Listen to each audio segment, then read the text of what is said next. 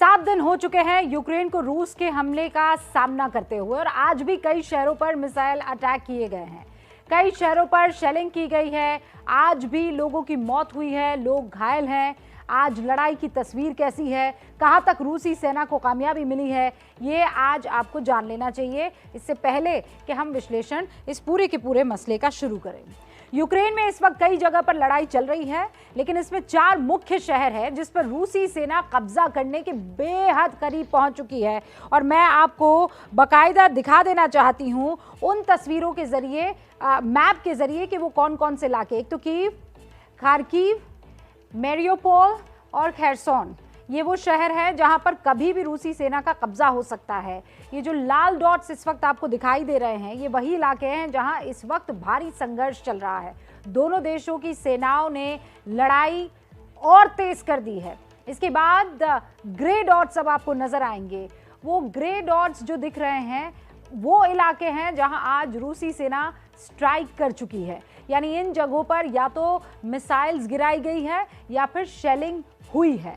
और ये जो नीले स्पॉट्स अभी आपको दिखेंगे, ये देखिए, ये आ रहे हैं। ये नीले स्पॉट्स वो इलाके हैं जिन पर रूसी सेना का कंट्रोल पूरी तरीके से हो चुका है। इस नक्शे के जरिए आप समझ गए होंगे कि रूसी सेना किस तरह धीरे धीरे अपने टारगेट की तरफ बढ़ रही है। हालांकि यूक्रेन की तरफ से उसे प्रतिरोध का सामना करना पड़ रहा है, लेकिन इसी बीच सवाल ये उठा है कि अमेरिका और रूस की लड़ाई में कहीं ऐसा तो नहीं है कि यूक्रेन बलि का बकरा बन गया है। ये सवाल क्यों उठ रहा है, ये जानने के लिए मास्टर स्ट्रोक की कवर स्टोरी आप गौर से देखिए। यूक्रेन पर रूस के हमले को 7 दिन बीत चुके हैं और हर बीतते दिन के साथ तबाही और बर्बादी के निशान बढ़ते जा रहे हैं। जो सड़कें और इलाके पहले गुलजार हुआ करते थे, अब वहां धमाकों और धुएं का कब्जा है। धुएं और धूल की गुबार से गिरी ये इमारतें खार्किव की हैं। इमारत पर रूसी रॉकेट गिरा, जिसके बाद बिल्डिंग की हालत ऐसी हो गई। जंग खत्म करने के लिए बातचीत भी की जा रही है, लेकिन फिलहाल इसका कोई नतीजा निकलता नहीं दिख रहा। दोनों ही अपनी अपनी बातों को लेकर अड़े हुए हैं। Вимоги росіян, в принципі, залишаються незмінними. Це ті вимоги, які озвучив Путін у своєму зверненні перед початком війни, по суті, оголошуючи нам війну. इस वक्त यूक्रेन की राजधानी कीव, खार्किव और खेरसोन में भयंकर युद्ध चल रहा है। रूसी सेनाएं धीरे धीरे इन इलाकों पर अपना कब्जा जमाती जा रही है। खेरसोन पर तो करीब करीब रूसी सेना अपना कंट्रोल कर भी चुकी है। Группировка войск Донецкой Народной Республики, расширив полосу наступления, установила контроль над населенными пунктами Калиновка, Лебединская, Пионерская, Карла Марса, Николаевка и Осипенко. यानी जिस तरह रूसी सेना आगे बढ़ रही है, उससे ये लग रहा है कि यूक्रेन पर पूरी तरह से रूसी सेना का कब्जा बस अब कुछ ही दिनों की बात है। क्योंकि कई देश हथियार और दूसरी मदद तो भेज रहे हैं, लेकिन लड़ने के लिए यूक्रेन के साथ कोई आ नहीं रहा है। अगर आप नक्शे पर देखेंगे तो यूक्रेन और रूस के आसपास अमेरिकी और नाटो सेना की ठीक ठाक मौजूदगी है। लाल रंग में जिन इलाकों को आप देख रहे हैं, वहां पर रूसी सेना है, यानी बेलारूस और यूक्रेन का उत्तर पूर्व वाला इलाका।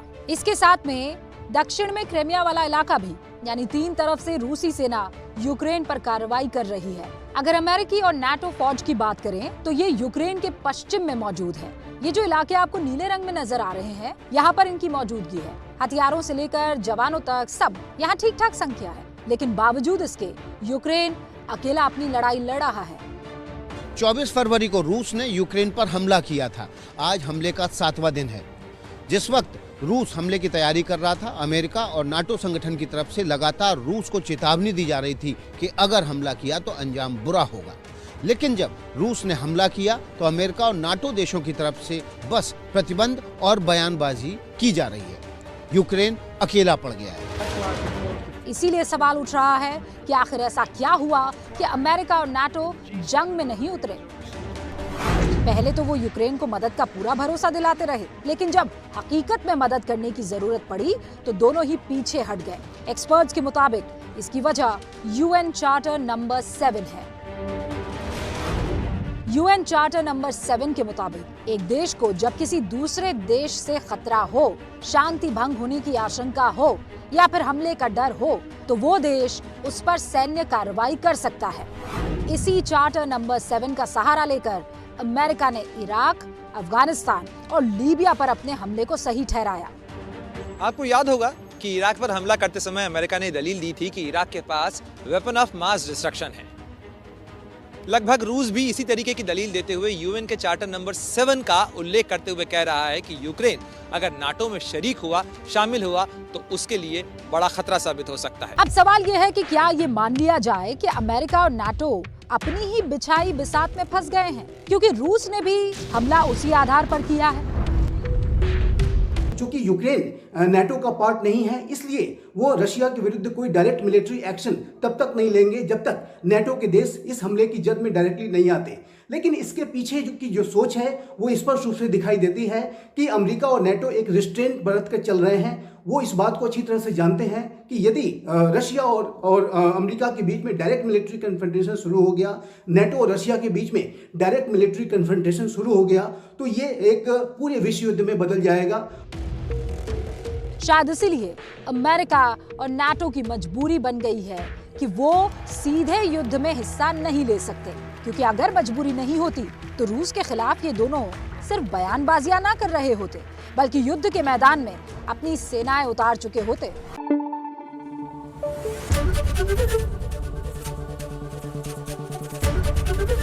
एबीपी न्यूज आपको रखे आगे।